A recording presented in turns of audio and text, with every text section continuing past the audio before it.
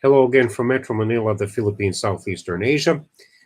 I continue my brief video lessons on select historical walls around the world, and it is time to briefly introduce the main Finnish defensive line of simple fortifications and physical barriers such as rocks, tall rocks lifted up in order to be effective barriers to the Soviet tanks, which they unfortunately turned out not to be, at least not in the Winter War. It was known as the Mannerheim line. However, it was far from being as intricate and as deep and at least officially impenetrable as the Maginot line in France or the Siegfried line in Germany. And as the Finnish Army's commander-in-chief, Baron and Field Marshal Gustav Mannerheim himself put it, the Mannerheim line was formed by people, by Finnish soldiers.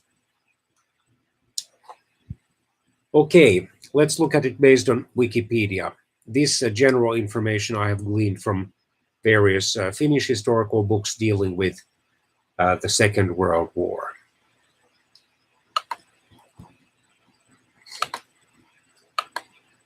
It was built from 1920 to 1924 and then from 1932 to 1939 and was in use from the start of the Winter War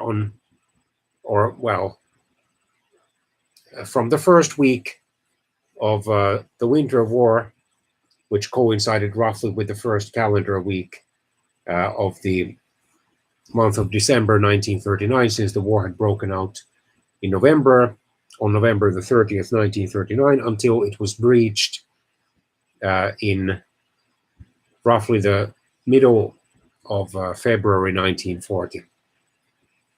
It was made of wood boulders, that is, huge rocks, concrete, steel, and natural features. And the line was by no means complete by the time the Winter War broke out, when the Soviet Union unilaterally invaded Finland without any decent or moral justification on November the 30th, 1939.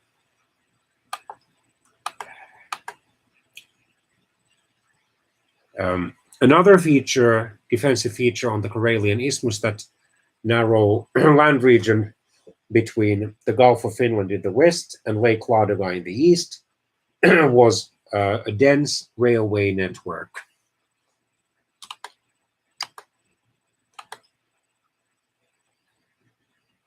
At first, Finland possessed no guard troops and the border area was insecure. In October 1919, the Finnish Chief of Staff Major General Oskar Enkel sighted the line, mostly following the original course that von Brandenstein had presented. Major J. Gros-Coissy, a member of the French Military Commission, designed the fortifications together with Finnish Lieutenant Colonel Johan Fabritius.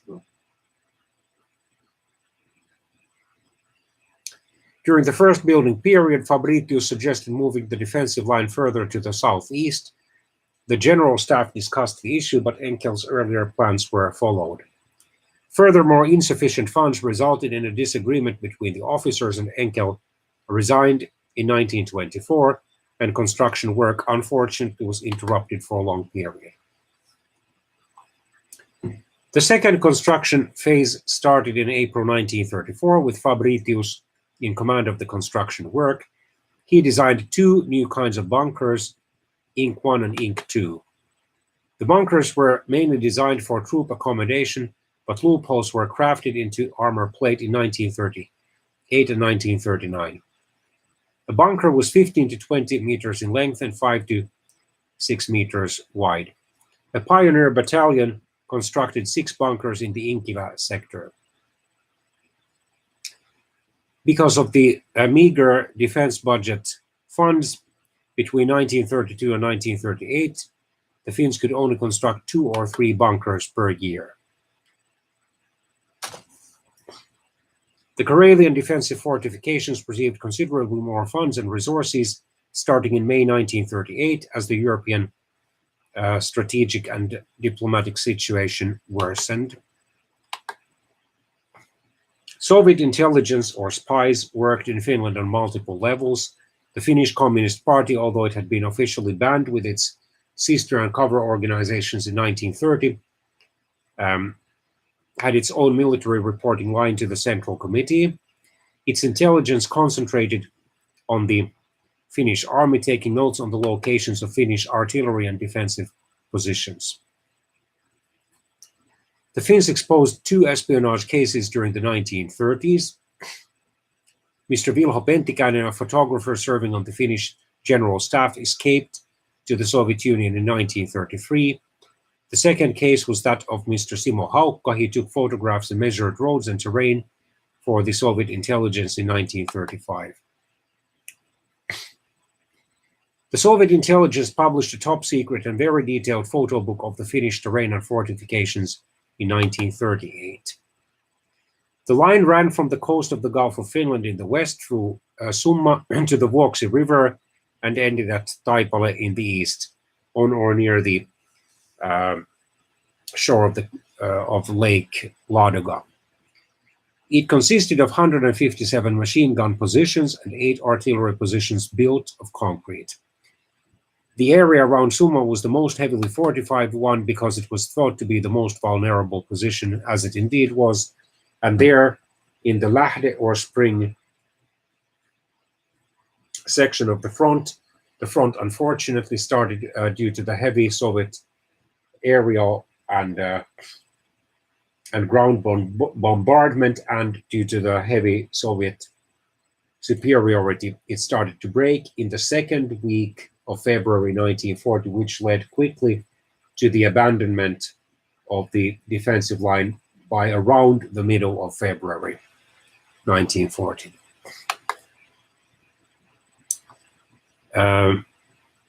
Starting in the first week of June 1939, the voluntary crews, composed mainly of young men, although there were also some middle-aged ones, worked to fortify these simple defensive lines, but the work was by no means finished when the war broke out nearly 6 months later on November the 30th, 1939.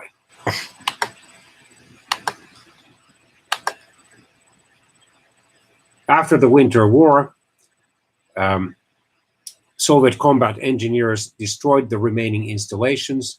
In the continuation war, the line was not refortified, although both Soviets and Finns used its natural benefits in defense during the Finnish advance into the Karelian Isthmus in July and August 1941, and the Soviet offensive,